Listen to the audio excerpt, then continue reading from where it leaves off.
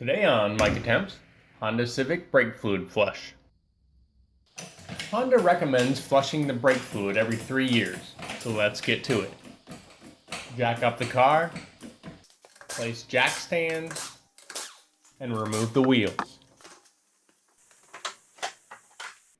Remove the old fluid from the brake reservoir with a turkey baster.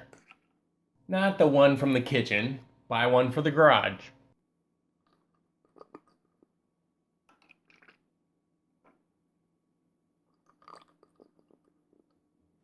Then top it off with some fresh brake fluid.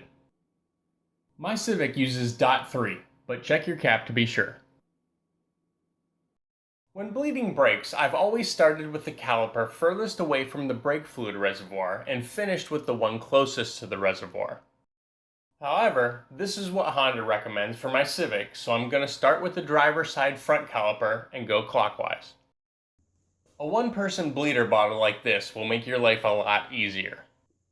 It has a one-way check valve to help prevent air from entering the system, which eliminates the need for a second person.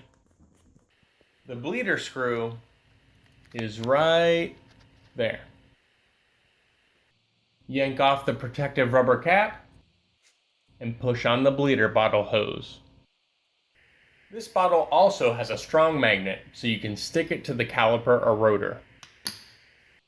Give the bleeder screw a squirt of penetrating oil and crack it open with a 10mm wrench. You only want the bleeder open just enough to allow fluid to pass through. If you open it too much, it makes bleeding more difficult and also increases the chances that air will be sucked in past the threads. Now pump the brake pedal about a half dozen times and then check the fluid level. You do not want the reservoir to go empty or it will start sucking air into the line. The brake pedal should still have some resistance. If it's too easy to push down, turn the bleeder screw clockwise just a little to restrict the flow a bit. Continue refilling the reservoir and pumping the pedal until you can see clean fluid in the hose. Once finished with the first caliper, tighten the bleeder screw, remove the hose, and pop on the cap. Move to the next caliper and repeat the process. Without the one-way check valve, you'd need another person to push the brake pedal down while you open the bleeder screw. Once down, you'd need to tighten the bleeder before they let the pedal back up.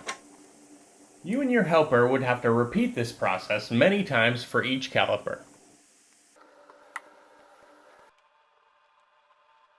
The rear bleeder screws are 8mm.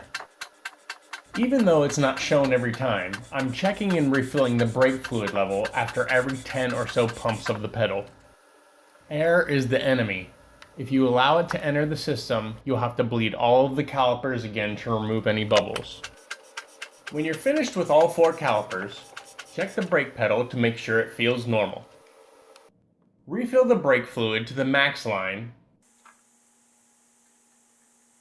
and tighten the cap. This is the first time I've used the bleeder bottle for my brakes, and it was so much easier. I can't believe how much time it saved. Reinstall the wheels, take it for a test drive, and you're done. Feel free to rate this video, add your comments and questions below, and subscribe for more.